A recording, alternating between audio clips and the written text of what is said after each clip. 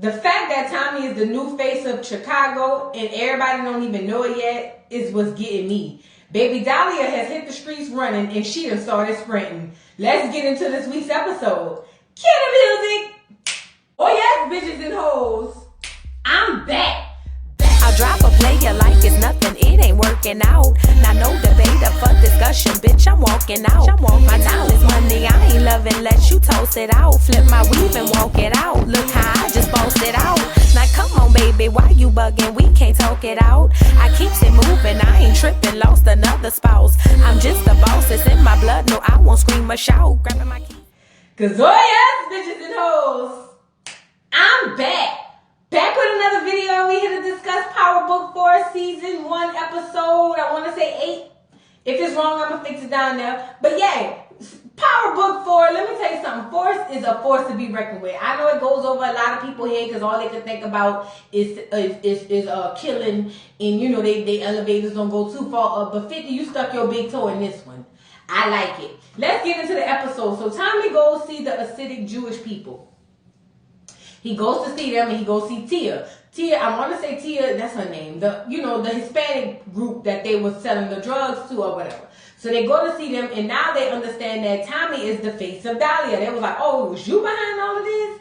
And Tommy was like, girl, yeah, I told you I was going to find you when I'm ready to find you. Like, what did you think it was, a game? Like, stop the cap. So now the Hasidic Jewish people, and they're there and he gives them the product. And she was like, oh, so you got the glow in the stuff? Drugs, and he would glow in the stuff.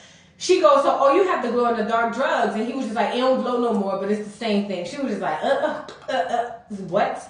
What do you mean it don't glow in the dark? Tommy was like, look, try it, do the same thing. One of her boys tried it, and he was just like, increíble. And so she was just like, all right, give me 3 keys. And the Hasidic Jew dude was like, 3 keys for me too. But Tommy won 55 a key. Now at first she was just like, you done lost your rabbit. You done lost it, bitch. Now that's too much. But Tommy was like, look, girl, you about to be the hottest thing in these streets. You about to be making shmoney on top of shmoney. That 55 gonna triple. You want it or not? Because I can move on if you don't. And she was like, I'm gonna take it. Just give me 3. The Hasidic Jewish people wanted 3 too. We move to the next scene. Walter has finally went down there to see the oncologist girl. He done finally went down there. The people say he got stage 1 lung cancer. And I was just like, stage 1. You would have thought the way he had done passed out and hit his head that he had something worse. But he had stage 1. The lady said, we caught it in time. It's early. You're not going to die today. You're not going to die tomorrow. We could catch it. You got to start getting treatment. And I was just like, the devil is busy. I'm ready for Big Walt, Big Flynn to get up out of here. But somehow, the devil is busy and he's keeping him around. And for the life of me, I don't understand why. I'm like, Lord, your will shall be done. But at what point will it? You know what I'm saying? But Big Walt don't like that. He was just like, he ain't trying to hit. And I'm like, you know what? I hope you don't hit so you can hit your head on the floor again. We move to the next scene. Tommy tells Liliana he need another chemist. So Tommy is like, look, this shit is popping. And the demand about to be high. And we gonna need stuff pumping out 24 hours a day. Right? And so Liliana was like, that's cool, but we can't work that girl like a Hebrew slave. Like, slavery is over. We just can't do it. So Tommy was like, well, maybe we need to get somebody else. Liliana was like, so who you gonna get? Somebody from New York? He was like, girl, please. I don't know nobody out there that's really, fucking with me like that. Like, hell no. Liliana was like, but, we gotta get somebody because we can't just basically have that girl working 24 hours a day. Me and the girl. You know what I'm saying? Tommy was like, well, we're going to find somebody to split up the 8-hour shifts. You know what I'm saying? So we can get this shit done. And she was like, all right, bro, find who you need to find. But I'm just letting you know, we not going to work that girl to death like that. And I like that Tommy does treat Liliana like a partner. Remember, she was trying to pop him upside the head at the beginning of the scene or the episode. But, or the series, I'm sorry. But I think that they're actual partners now. And I love that he is trusting her. And he can't trust her. Liliana ain't got nothing to be untrustworthy about. Now, her wanting to pop him upside the head, I understood it. But, at the end of the day, it is what it is. We move to the next scene. Tommy is over at JP's, at Miriam's house. JP over there pulling up the rug. They still fixing up this house, this old ass house. Now I was like, either you need a place to stay or what's going on? What's the real tease? Why is you over there fixing this lady house this bad? I get that your grandma, my grandma got a house, but I ain't over there fixing it up. She don't even live there. God damn it. So he over there fixing up the house, and Tommy was like, yo, so what's going on? You seem a little off, like different. And JP was like, I don't want to talk about it, mind your business. And Tommy was like, I start working, and then we really ain't gonna be working or talking. Like, what's going on? So then JP finally comes clean and say, look, the bank is moving forward on this foreclosure. My daddy needs a stent in his heart. I ain't got no money. They about to take everything from me. I ain't got no money. And in my mind, I was like, is this real, or is JP just trying to find his way into the business? We don't know. So Tommy was just like, man, look, I can help you out. Let me throw you some money. And JP was like, no, bro, I keep telling you, stop being a charity. I don't want to be a charity case. Like, no, I don't need you to give me nothing. So then Tommy was like, and then JP said, well, what's wrong with you? He was like, I'm thinking. JP was like, it looked like it hurt. Tommy was like, it do. He was like, let me ask you something. How good were you in high school with science? And I'm just like, oh, you're going to try to bring JP in to come in and cook up the stuff because you do need a new cook. Now, you said you ain't want your family in it, but you're bringing them in. We move to the next scene. Tommy is talking to Claude. Claude wants to know why they're not bringing in CBI for the doggone distros, And then Tommy was like, look, Diamond is my boy. I want Diamond to come in. But right now, with his dumbass brother Jannard, I ain't trusting it. I don't trust him. I feel like they need to figure out their family business first before I invite them in. And she was like, but who cares? Let's just give them the drugs, and whatever they do is on them. Like, we just trying to make the money. And see, Claude, this is why you work in the back of the house and not the front of the house, because you don't understand the flow of the restaurant. Now, when Tommy is saying he wants to make sure that they straight and get that taken care of, because you acting like it'll have no effect on you, but in actuality, it will definitely have an effect on you. So you can sit up there and act like it don't matter, but it does. That's why Tommy is in charge of the streets, that is. Like, that's why, because you're not even using your brain. You're just trying to make money. I get it, you did the books and you looking at numbers, but Tommy's looking at real life. Like, you got to be real about this. But he wants Diamond in. He's just like, listen, I just got to make sure all their stuff is taken care of before I bring Diamond in on this, because I really do want that surge pipeline. So she's sitting up there hollering, I don't like the amount of power you flexing. Like, you feeling like you got a lot of power. Tommy was like, baby, I don't have no power, but what I have is vision. And you over there looking like Ray Charles. Let me lead us, heifer. We move to the next scene. Diamond is giving Jannard a shave under his chin. I ain't seen no bumps like I seen on Candy or Cousin Patrick, but it still was like not giving. And especially with us knowing that Jannard want to take his own brother out, I was just like, Jannard, just slice his neck right. Not Jannard. I said, Diamond, just slice his neck right quick. He ain't gonna know what happened. He's just gonna feel that cold fluid coming down his neck, and then he's gonna take a nap for good. But anyway, Diamond wants to ask Jannard if he was in charge, what would he do different? So Jannard is so hard on about Tommy. He was like, yeah, well, what I wouldn't have did is I wouldn't have worked with the white boy, because I felt like we could have did that ourselves. And like Diamond said, bro, I'm not asking you about the past. I'm asking you about the future. Like, if you were in charge, what would you do different? Aren't you the visionary? Like, why are you sitting up here talking about the past? Like, lower your peen and start thinking about the future. So then Jannard was like, I mean, if I was in charge, I'd jump up on this Dahlia shit. I ain't even gonna hold you, because this shit is hitting hard. Everybody talking about this shit. And Diamond was like, yeah, I get it, but we don't know the ins and outs. And, he was like, I know you feel like I'm gonna stick up the ass and all that stuff, but I just want to be sure. Now, y'all gotta understand where Diamond's PTSD come from. He just did time for the same thing, pushing out a drug he wasn't sure about. So he just want to be sure before he be like, oh yeah, here, everybody have some. You get a Dahlia, and be throwing out doggone Dahlia like Trump was throwing out paper towels in Puerto Rico. He don't want to do that. He want to make sure he know what the fuck going on. But yeah, he's still hiding. There's too many unknowns.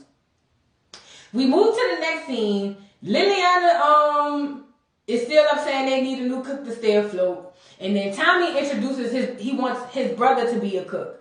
So, okay, they walking in the, it wasn't a park, because it don't never look like a park. It's always gray on Chicago TV shows. Is it really gray? I used to live in Chicago just for a little bit. I don't remember it being that gray, but it don't be as sunny as like the South.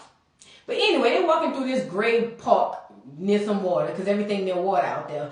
And basically Tommy was like, look, I found a cook, and it's gonna be my brother. But the thing is, I could trust you, bitch. You ain't betrayed me yet. But don't you tell nobody that this cook is my brother. She was like, boy, please. Everybody gonna know that's your brother too. White boys with blue eyes. Everybody gonna know that's your brother. He was just like, actually they not. Because what she don't know is his brother is black. Skinned. Because he biracial. I'm going to give him his, I don't feel like it's right to take from one other side than the other. He black skinned. That's what I said. Said what I said.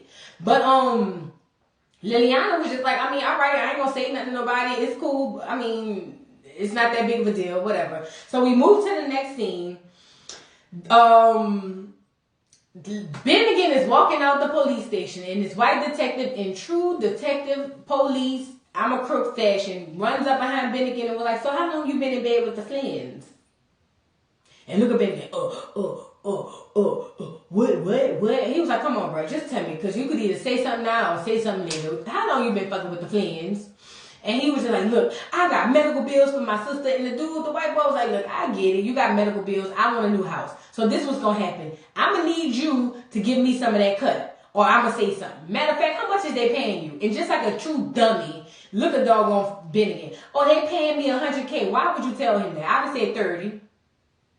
But now the boy said he want 50K. Now he want half of your money to not say nothing. Now you're going to have to do one or two things. You're going to have to be a man and kill him, or you gonna have to just pay him the 50K. Now I'm just like, Bennigan, you so lame, and you look lame. You just like one of them dudes that ain't never had no girls in school.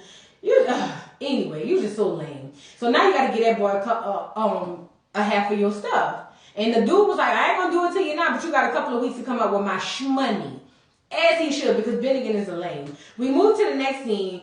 Claude is talking to Walter. Walter was like, so what you been up to?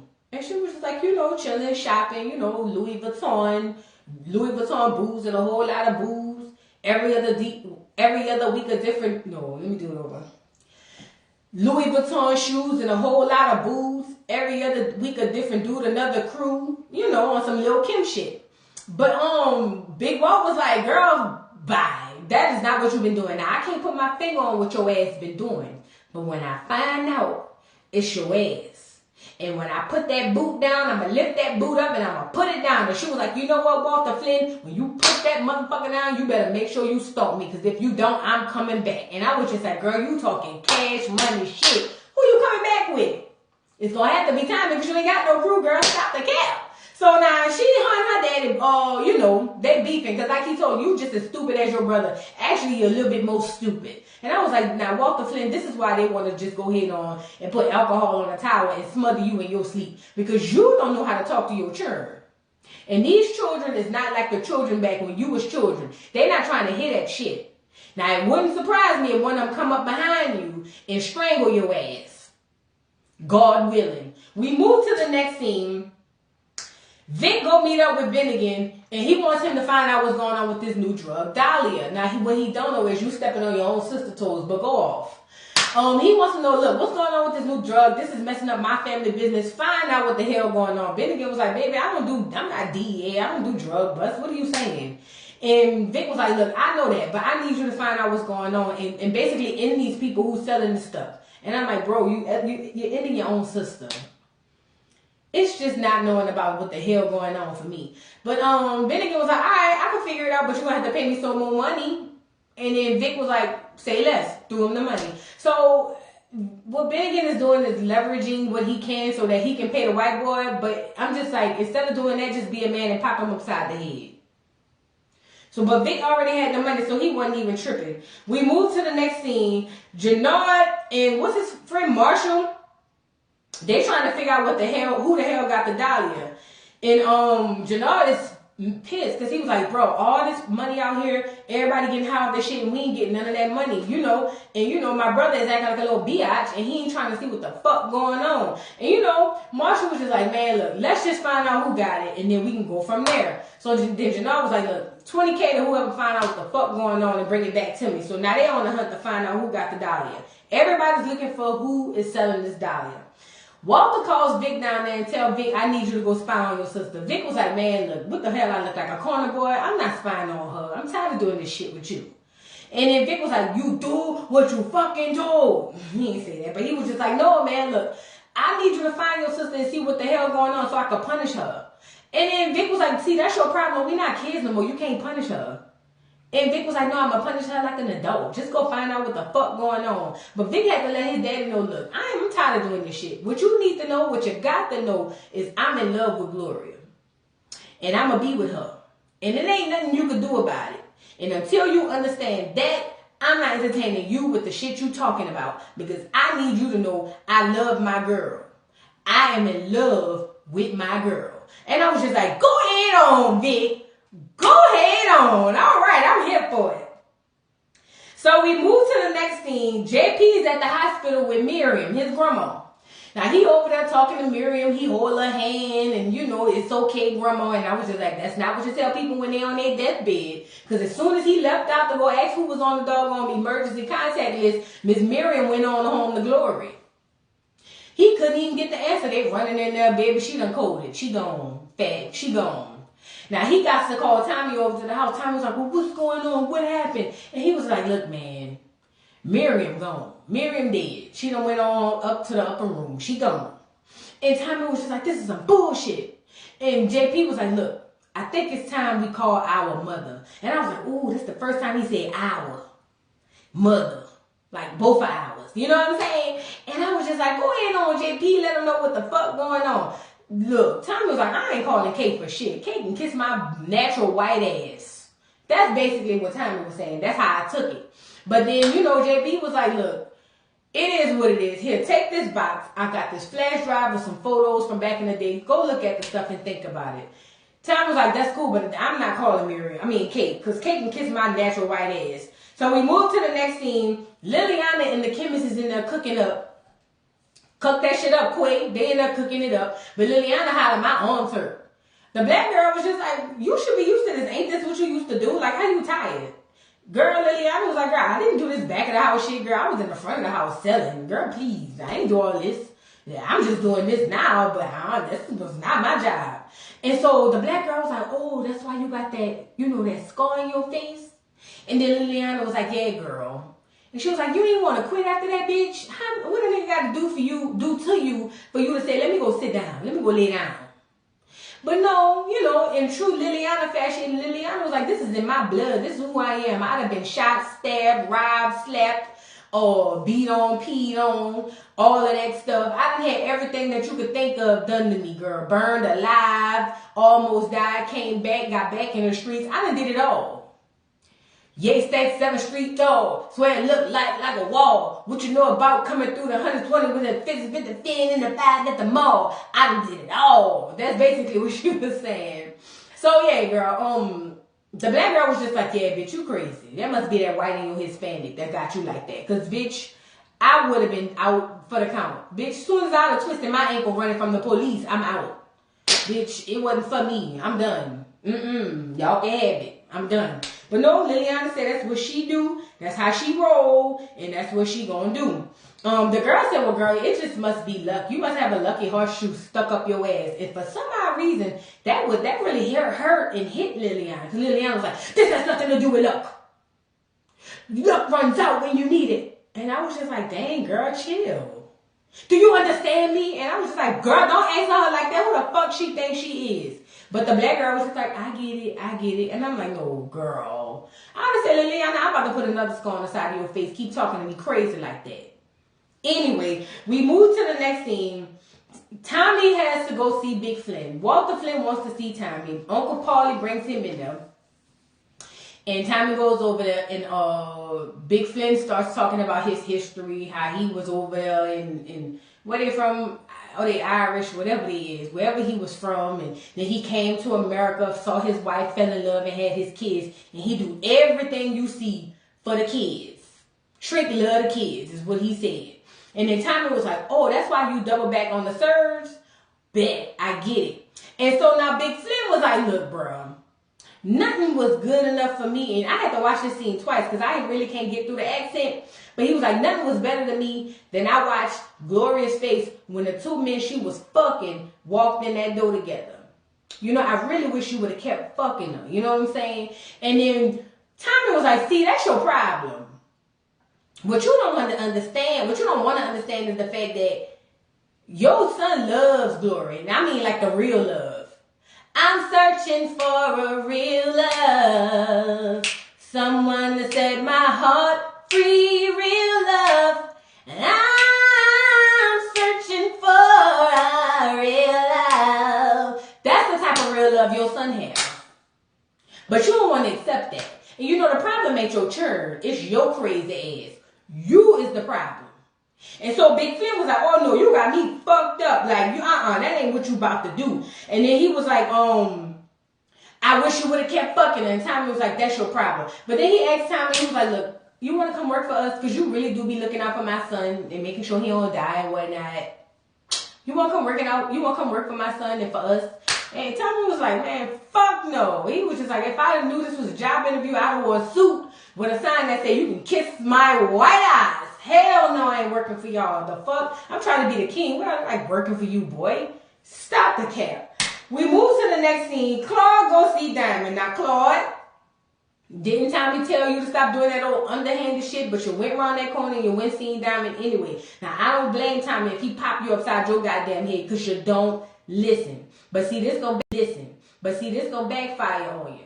So you go see Diamond and you want to introduce something new to him, but you ain't tell him what it is. But you only want to offer Diamond 10%. That boy is trying to sweep up the shop. Bad enough we ain't seen every customer since the shop opened. Since Diamond got out of jail. Now you're over there trying to sell him 10% of whatever it is you got, but like Diamond said, because he's street smart. If you only trying to offer me 10%, that means you got customers. I mean, not customers, partners. And if you got partners, that means you're going behind their back. And what the streets know is you don't do business like that. So I'm going to actually open the door and ask you to leave. So Claude was just like, oh, okay. So as she walked out the door, he was like, is it the Dahlia though? And she was like, bye. And I was like, nah, you know what, Diamond? I was with you until you asked her what it was, like it would have mattered for you to change your mind. Diamond, you better watch your back. We move to the next scene. Uncle Paulie basically telling Big Walter, you pushing them churn away. Like, you got some good kids, and they gonna do what they want to do, and your problem is you can't get past it because you worry about what the ancestors would say and the people down there in Ireland or wherever y'all from. And the problem is you got a Polish second in command, and you don't care about that. Let them churn be what they want, do what they want. If Vic like a little chocolate in his vanilla or his vanilla in chocolate, let him do that. You got to mind your business and let your churn lead because it's about time. You already got 1 foot in and 1 foot out. But, Big Walt was like, no, it ain't that. I just don't feel like they're ready. And like Uncle Paulie said, well, look, if they ain't ready, who gonna be ready? Because then you ain't gonna have nobody to leave this so-called legacy to. They're gonna beat them, pop you upside your head. You need to act like you got some sense. So then Big Walt put him on the side and was like, look, see that hit we had put on old girl talking about Gloria? Just cancel it. Uncle Paulie was like, what the gag is? I ain't never even put it on. So now Big Walt was like, see, my nigga. That's why you my boy. That's why I fucks with you. And I was just like, I told y'all he was trying to get that girl killed. I told y'all. Now, I was a bit right, but I wasn't all the way right. Because then as soon as we go to the next scene, which we'll get there,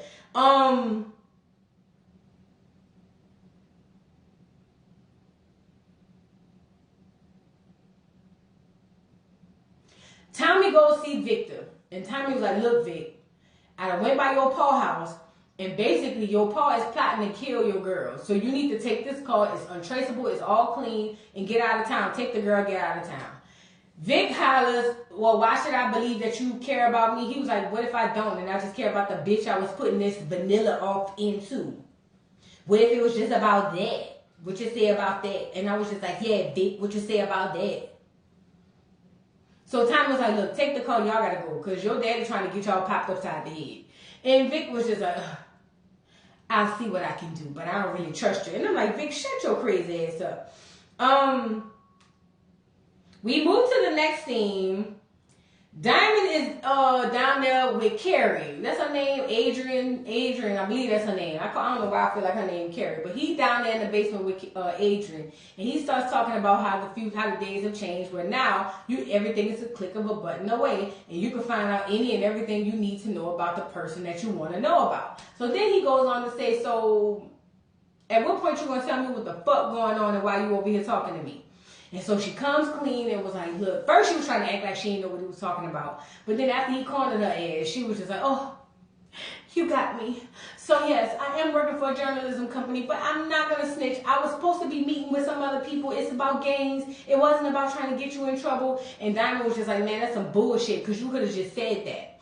And she was just like, listen, if you want, I'll abandon the whole mission because I want to be with you. And I'm like, Diamond, you too fine and you too good in bed to listen to that bullshit. Don't believe her. Don't believe her. But she was like, I was honestly not even trying to, corner you or get you in trouble. So then Diamond goes, so why were you in my booth and in my bed? And I was like, Diamond, I would have been in your bed and it had nothing to do with me being your boo.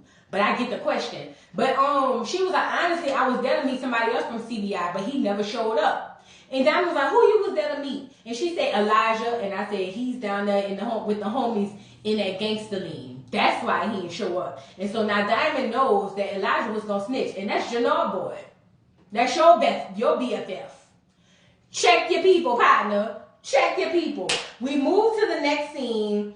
Tommy is at home and he opens up this flash drive. Now he's opening up this flash drive. He wants to look at whatever. He looks at it for about 15 seconds and then closes that shit up, put it in a box, and buries it in this like wishing well inside of the apartment. I don't know what it was. I'm like, Tommy ain't got time for the bullshit. We move to the next scene. Tommy brings Claude the money. So Tommy was like, I'm glad you got this big place because listen, this money about to start piling in. Girl, you're going to need a place to count all this money. And she comes in and was like, I was thinking about it. And I'm tired of being in the background. I'm ready to get out front. And Tommy was like, okay, cool. So now she's surprised. She was like, wait, what you mean, cool? He was like, yeah, if you want to get out front, get out front. It's cool. You can take the clubs. I'll take the streets. Since I know the streets, you could be the mouthpiece in the club. And she was like, that's perfect. The only thing is, if my dad finds out, he's going to try to take all this shit from me. He's going to try to shut it down. And then Tommy was like, look, we drug dealers. That's the risk you take every day when you deal with anybody. Like, that's just what it is. He was like, but what you got to know is, that's your daddy, not mine. If he come around fucking with my shit or fucking with your shit, that's my shit, so it's a problem. And I'm damn sure going to take him out and cancel Christmas. You got to know that. And so now Claude is just like, fuck it, he about to die anyway. Let's move. Let's press. I was just like, let's go. I don't think Claude know he about to die. But at the end of the day, it's just like, girl, look. Your daddy is old and tired and through in the lead. You got to move on. We move to the next scene. Vic go see Gloria, but Gloria is there. I was just like, girl, I thought Big Flynn had done took you out, but you there. Good God, you there. So Vic comes in looking all manly like a man. And he was like, I love you and I miss you. And how about this? Let's just get out of Illinois altogether and go somewhere where my father and my family will never know. And she was like, but what about your family? He was like, fuck them families. Fuck the family. I let the family in my house and the family fuck my husband. That's right. Fake. Fuck my husband. That's what he was saying. But Claudia was like, you sure? And he was like, look, girl, I done sold the land, paid off all your debt. That's a real man. We could just go ahead on and get up out of here. And so Claudia was like, not Claudia, Gloria was like, okay. So now they're getting up out of there. He said he'd be back in a couple of hours. And every time something like that happens, something bad happens, and we will see this moving forward. So we move on to the next scene, child. What's the nephew name? I hate when I do this. I'm gonna think about it. What is it? D-Mac? D-Mac tried to sneak up on Tommy, but Tommy already saw him. Tommy was like, bro, what do you want? And D-Mac was like, how the hell you do that? You ain't even look. And Tommy was like, I got eyes in the back of my head. What you want? Basically, D-Mac is there because he wants an opportunity. He wants to see what kind of work he can get with Tommy.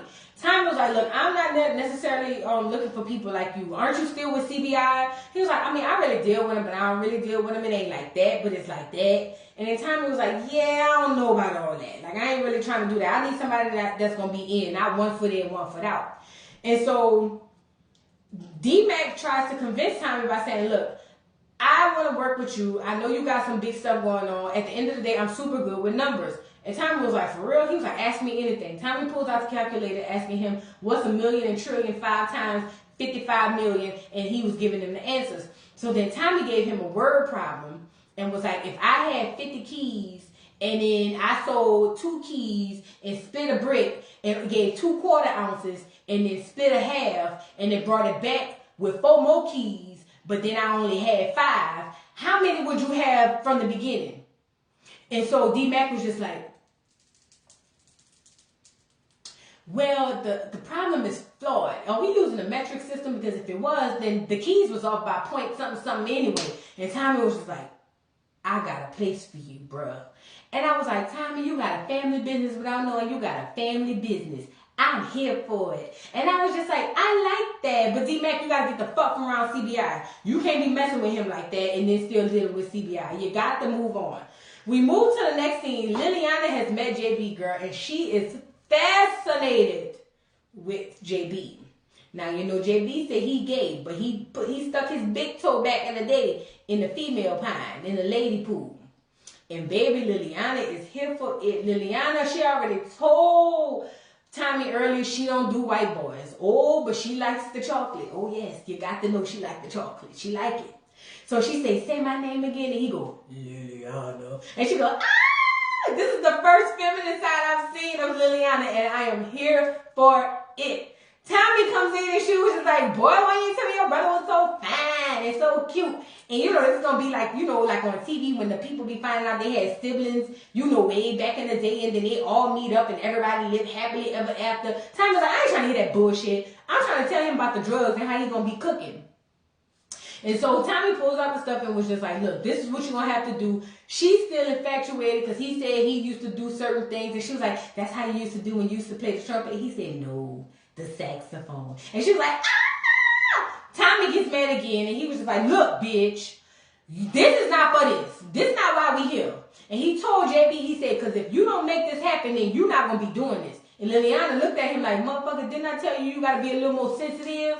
And then he was just like, but I believe you could do it.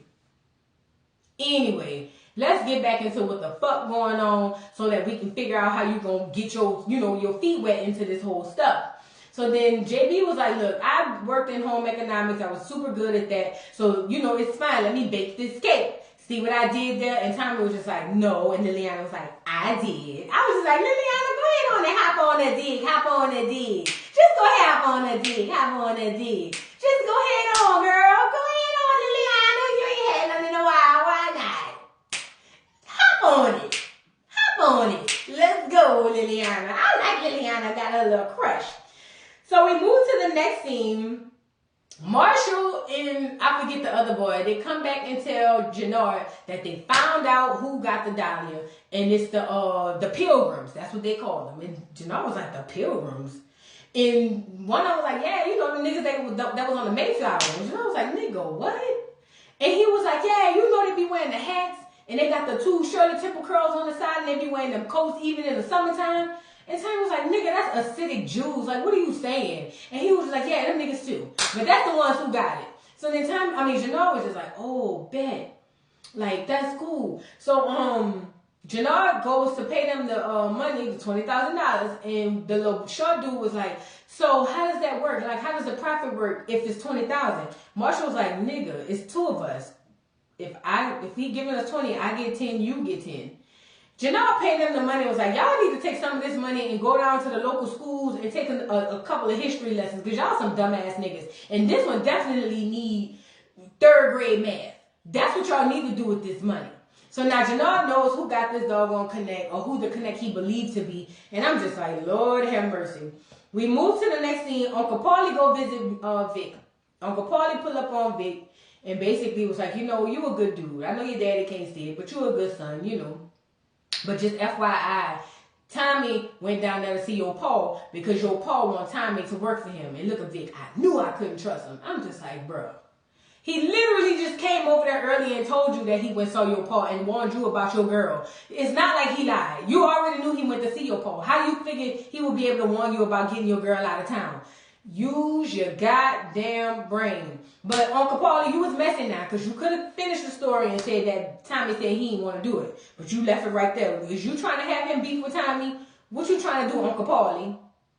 The Italian name with the Polish person. I don't know what you're trying to do. But, yeah, Vic, you need to really rethink that. Tommy goes back, check on the process. JP said he's doing good. Jannard goes up to the acidic Jew guy and robs him. And the city Jew was like, man, fuck you, I ain't giving you shit, because he got this white bag. He ends up shooting and killing the guy. And in my mind, I was like, I wish it was goddamn sausage in that bitch. Or a Happy Meal. Because you know what? You a damn fool. Now you starting a war between y'all and them people. Y'all ain't have that to do. Y'all really did not have that to do. And the fact that you did that, you're so stupid, Jannar. And this is why you can't be in charge. Because you don't even use your brain. So now I'm like, man, I hope he ain't got shit in there. But apparently it is. Because he go down there to Gary, Indiana about a cousin with the wandering eye. And he brings the Dahlia. Now, the Gary, Indiana cousin, Wandering Eye, I can't remember his name. He was just like, man, this shit gonna fade out just like Miley did. Not only them churn doing it, you know, middle school. I ain't really fucking with this. I only fuck with the real shit. Janelle was like, nah, you don't know nothing about this, little partner. Try it. And so, Gary, Indiana cousin was just like, I don't know. So he gave it to his little partner. His little partner was like, does it give y'all a orgasm? Because that's the look everybody be getting. Like, they get an instant orgasm. That's just what it gives. But, you know, he still was a little skeptical. But, you know, cousin went on and took a little buff himself. And he was just like, how much for it? I'll give you whatever you want. And then Janelle was like, I don't need you to give me no money. I just need you to be ready. Because whenever I need some soldiers, I need you to bring the people down here so we can move on and take over whatever we got to take on. Look, cousin from Gary, Indiana was here for it. He was like, whatever you need, I'm here. Nephew, D-Mac goes hide some money. Now, that little, under that stoop where we saw D-Mac when we was first introduced to him, he got money, he put it in there, but it's this little, like, lunch pail type of thing, and it's got, you know, pictures and a baseball and, you know, stuff like that. He goes put the money into this pail, he walks away, and now Tommy is spying on him. Tommy goes behind him, and what Tommy now finds out is that you just employed your little nephew because he sees the photo of little baby D-Mac and JB. So Tommy knows now that my brother is my chef and my numbers guy is my nephew. I am so interested to know what the hell gonna happen next week or whenever it come back on, because you know how 50 do. Whenever he ready to put it back out, that's when we gonna get it. But I am so intrigued to find out how this is gonna work, because now Tommy has put the pieces together when those two really haven't fully. I know that D-Mac knows that Tommy knows his dad, but I don't know if he knows to what extent. And I feel like Tommy is the first one to figure this shit out. So I am interested to find out what's going to happen. Y'all let me know what y'all think about this week's episode. It was amazing. I am here for it. Please drop down in the comments and leave y'all thoughts and views on this show and what y'all think about everything that transpired. And before I say that, don't forget to like, subscribe, hit the notification bell. Y'all know what the fuck going on. And I will see you hoes later.